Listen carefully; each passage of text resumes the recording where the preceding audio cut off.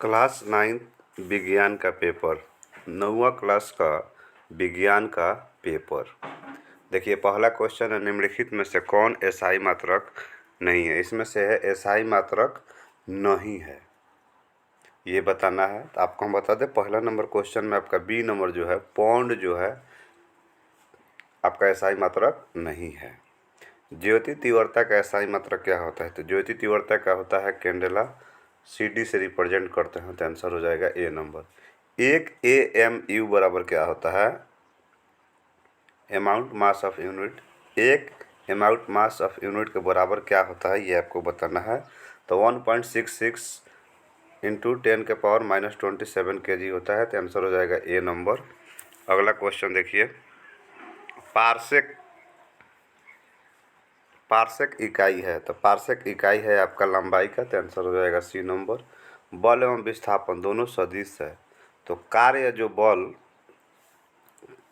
विस्थापन का गुणनफल है एवं बल एवं विस्थापन गुणनफल है, तो क्या ये सदिश है या अदिश है?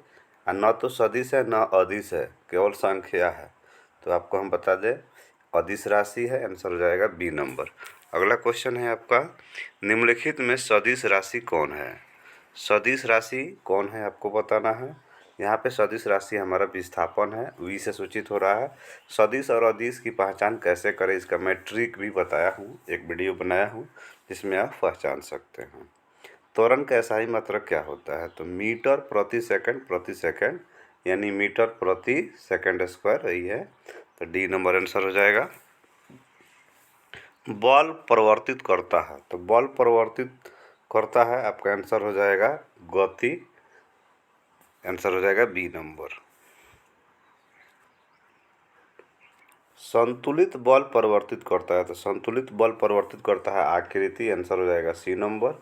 10 न्यूटन का बल किसी वस्तु में 2 मीटर प्रति सेकंड स्क्वायर त्वरण पैदा करता है, तो वस्तु की मात्रा क्या होगा? तो F बराबर एम, ए फार्मूला होता है F बराबर एम इंटू ए, ये मास है यानी द्रव्यमान है, ए त्वरण है। तो मास निकालना होता है F/A, फार्मूला हो जाएगा तो 10/2 यानी 5 kg हो जाएगा, तो आंसर हो जाएगा बी नंबर। अगला क्वेश्चन देखिए क्या है, दो वस्तुओं के बीच का गुरुत्वाकर्षण बल इनकी मात्राओं के क्या होता है, गुणनफल के समानुपाती होता है, तो आंसर हो जाएगा ए नंबर। दो वस्तुओं के बीच की दूरी दुगुनी करने पर इनके बीच का गुरुत्वाकर्षण बल क्या होगा? तो गुरुत्वाकर्षण बल चौथाई हो जाएगा, तो आंसर हो जाएगा सी नंबर। अगला क्वेश्चन देखिए क्या है, पृथ्वी के चारों ओर चांद की गति क्या है? चांद की गति क्या है? तो त्वरित है, आंसर हो जाएगा ए नंबर। माध्यम की ज़रूरत नहीं होती है, तो माध्यम की ज़रूरत नहीं होती है प्रकाश के संचरण के लिए, आंसर हो जाएगा बी नंबर। अगला क्वेश्चन देखिए, ध्वनि के संचरण की दिशा में 10 किलोमीटर दूर के दो कण समान गत्यात्मक अवस्था में रहते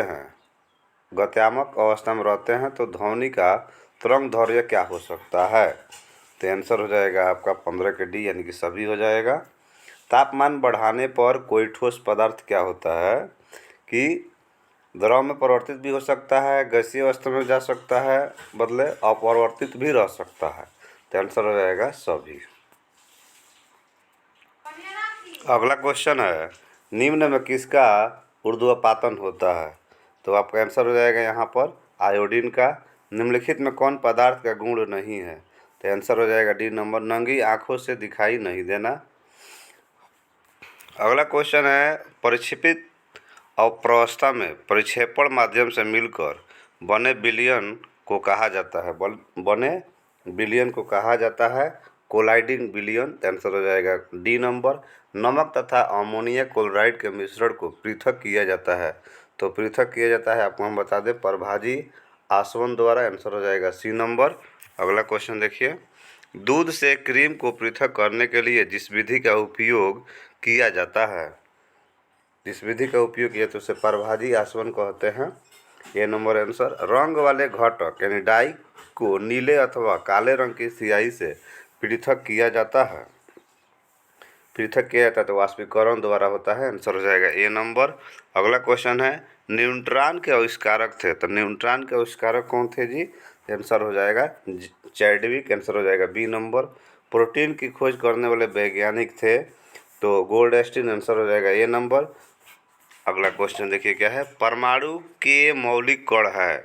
तो परमाणु के आपका मौलिक कण हो जाएगा यहाँ पर आंसर आपका इलेक्ट्रॉन, प्रोटॉन और न्यूट्रॉन। आंसर हो गया बी नंबर।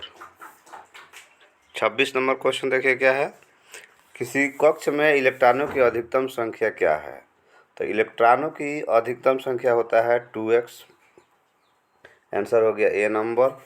पौधे पौधे जिन पदार्थों का संश्लेषण करते हैं, ठीक है, उसे क्या कहते हैं, तो जैव रसायन कहते हैं। आंसर हो जाएगा ए नंबर।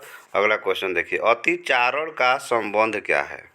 अतिचारण का संबंध आपका जो है मृदा अपरदन से है। आंसर होगा ए नंबर। निम्न में कौन मृदा प्रदूषण नहीं करता है, तो इसका आंसर हो जाएगा आपका उर्वरक का बी नंबर। शीशा किस प्रकार का प्रदूषक है, तो वायु प्रदूषक है। आंसर हो जाएगा सी नंबर।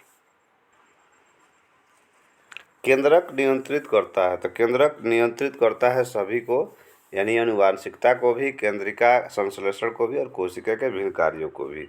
तो डी नंबर आंसर हो जाएगा। स्तनपायी के लाल रक्त कोशिकाओं में किस अवस्था में केंद्रक नहीं होता है, तो आंसर हो जाएगा आपका परिपक्व होने पर, बी नंबर आंसर। अगला क्वेश्चन देखिए क्या है, कोशिका द्रव्य में पाए जाने वाले अनियमित नलिकाओं में जाल को कहते हैं। तो जाल को कहते हैं अंत प्रद्रव्यी जालिका। रंगीन रंगीन प्लेटिस्ट रंगीन प्लेटिस्ट को क्या कहते हैं, तो इसे कहते हैं, आपका आंसर हो जाएगा यहाँ पर क्रोमोप्लास्ट। आंसर हो गया सी नंबर। केंद्रक पे पाए जाने वाले गाढ़े द्रव्य को क्या कहते हैं, तो इसका आंसर हो जाएगा आपका केंद्रक द्रव्य, सी नंबर। अगला क्वेश्चन देखिए क्या है, किस प्रकार की कोशिका में बड़ी राजधानी पाई जाती है, तो यहाँ पे आंसर हो जाएगा आपका सभी यूकेरियोटिक कोशिका में, डी नंबर आंसर। निम्न में कौन सा गुण प्रोटिस्टा जगत के सदस्यों में नहीं पाया जाता है, आंसर हो जाएगा केंद्रक झिल्ली का अभाव। आंसर होगा ए नंबर। अगला क्वेश्चन देखिए क्या है, फफूंद के एक कोशिकीय या बहुकोशिकीय जटिल तंतुनुमा शरीर को संयुक्त करने के लिए क्या पाया जाता है, तो यहाँ पे आंसर हो जाएगा आपका हाइफे, बी नंबर आंसर। निम्न में कौन फफूंद जगत का सदस्य नहीं है, आंसर हो जाएगा डी नंबर एक्विनोमा एस्टिज। निम्न में एक क्रिप्टोगेम्स का सदस्य नहीं है, तो जिम्नोस्पर्मी होता है। आंसर हो जाएगा आपका डी नंबर। आप हमारे चैनल पर हिंदी, संस्कृत, गणित, सामाजिक विज्ञान का भी पेपर देख सकते हैं।